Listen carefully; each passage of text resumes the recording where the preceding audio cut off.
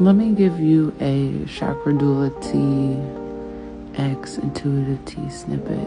So this lovely day was started out with a parent practitioner of Reiki who had asked me, what are your teachings around Reiki to children? And I was like, I was taught that it's obviously parental consent and acknowledgement, but I personally believe that you need to check in with that child too. We are all energetic beings, and the knowledge and awareness of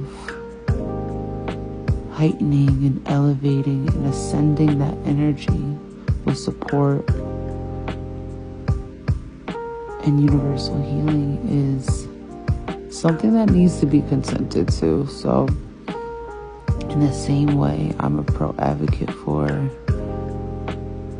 kids having the right to consent to the interactions physically, energetically, spiritually, emotionally that they partake in, just as we want.